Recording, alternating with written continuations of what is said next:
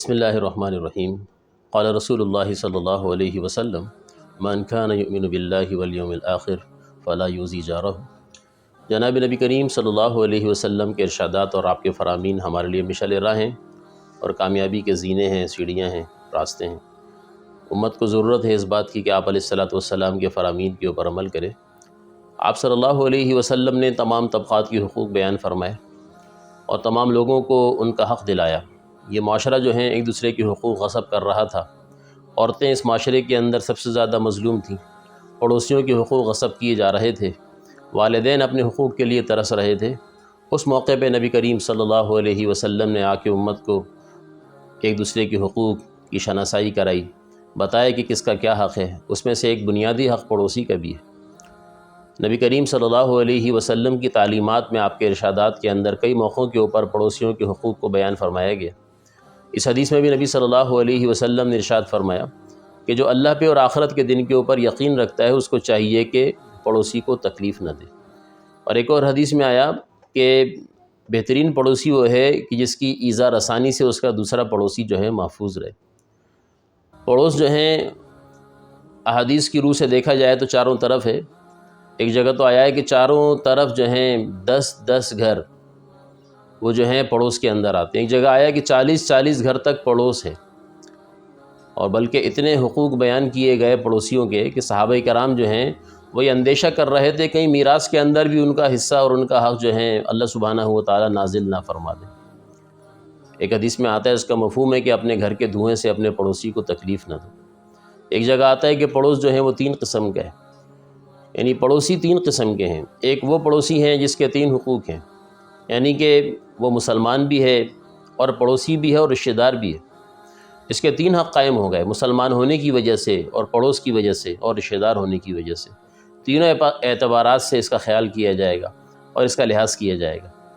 اور دوسرا پڑوسی وہ ہے جس کے 2 حق ہیں، وہ مسلمان ہے اور پڑوسی ہے، یا پڑوسی ہے اور رشتہ دار ہے۔ اور تیسرا حق اس پڑوسی کا ہے جس کا ایک ہی حق ہے، اور وہ یہ ہے کہ وہ صرف پڑوسی ہے، نہ مسلمان ہے نہ رشتہ دار ہے۔ اس کا بھی حق ادا کیا جائے گا۔ تو نبی کریم صلی اللہ علیہ وسلم نے پڑوس کے بڑے حقوق گنوائے، لیکن آج افسوس کے ساتھ جیسے اور چیزوں کے اندر انحطاط آیا، کمزوری واقع ہوئی اور مسلمانوں نے اس کے اندر کمزوری دکھائی، اس میں سے ایک پڑوسیوں کے حقوق بھی ہیں۔ یعنی ہر پڑوسی دوسرے سے پریشان ہے، اپنے گھر کا کچرا دوسرے کے سامنے ڈال دیا جاتا ہے۔ پڑوسیوں کو جو ہیں ایذا پہنچانا مختلف طریقوں سے، یعنی گھر کے اندر ریکارڈنگز ہو رہی ہیں، گھروں کے اندر ایسی تقریبات ہو رہی ہیں، اس میں شور شرابہ، اس سے پڑوسیوں کو تکلیف ہوتی ہے۔ گھر کے اندر جو ہے نا ٹھوکا پیٹی ہو رہی ہے ایسے ٹائم کے اندر کہ پڑوسی سو رہے ہیں، اس سے پڑوسی کو تکلیف ہوتی ہے۔ ہمارے گھر کے بچے جو ہیں اچھل کود کر رہے ہیں، جس سے پڑوسی کے آرام کے اندر خلل واقع ہو رہا ہے، یا پڑوس کے اندر اگر کوئی بیمار ہے تو یہ تو اور نازک صورتحال ہے، تو ان کا خیال کیا جائے۔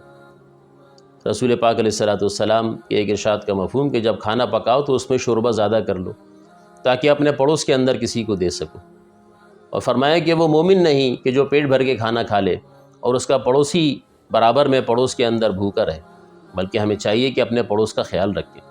ایک مستقل پڑوسی ہے اور ایک عارضی پڑوسی ہے۔ مفتی تقی عثمانی صاحب مدظ ذلہ نے ایک موقع پہ ارشاد فرمایا کہ جو بس کے اندر سفر کر رہا ہے وہ بھی ہمارا پڑوسی یا عارضی پڑوسی ہے، یہ کچھ گھنٹوں کے لیے، کچھ منٹس کے لیے ہمارے ساتھ بیٹھا ہے۔ اب ہم بیٹھے ہوئے اور ہم اسموکنگ کر رہے ہیں، ہم بیٹھے ہوئے یا کوئی ایسی حرکت یا ایسا فعل انجام دے رہے ہیں کہ جس کی وجہ سے ہمارے پڑوسی کو تکلیف پہنچ رہی ہے، ایذائے مسلم ہے جو کہ حرام ہے، ایذائے مسلم ہے جو کہ حرام ہے۔ تو پڑوسیوں کو کسی بھی اعتبار سے تکلیف نہیں دینی چاہیے، پڑوسیوں کے کام آنا۔ شیخ الحدیث مولانا زکریا صاحب کان دہلوی رحمہ اللہ نے فضائل صدقات کے اندر جو ہے نا پڑوس کے حقوق لکھے، تو فرمایا کہ جو ہے اگر بیمار ہو جائے تو اس کی عیادت کی جائے، مر جائے تو اس کی تعزیت کی جائے، اگر گرفتار ہو جائے اور وہ مظلوم ہو تو اس کو رہا کرایا جائے، اگر مقروض ہو تو اس کے قرضے کو اتارا جائے، اس کے قرضے کو اتارا جائے۔ فضائل اعمال ہی کے اندر ایک واقعہ لکھا گیا کہ ایک شخص کے گھر کے اندر جو ہے کھجور کا درخت تھا اور اس کی ٹہنیاں پڑوس میں جھک رہی تھیں، اس کے بچے اس سے کھجوریں گر جاتی تو کھا لیا کرتے۔ ایک دن پتہ چلا کہ اس کا گھر بک رہا ہے جس سے گھر میں کھجور تھی، تو اس شخص نے جا کے پوری قیمت دے کر اس کے گھر کو روک لیا کہ آپ اپنا مسئلہ حل کر لیں، یہ پیسے لے لیں اور اس گھر کو نہ بیچیں اس وجہ سے کہ آپ کے گھر کے کھجور سے ہم مستفید ہوئے، تو پڑوس کو ہر اعتبار سے خوش رکھا جائے۔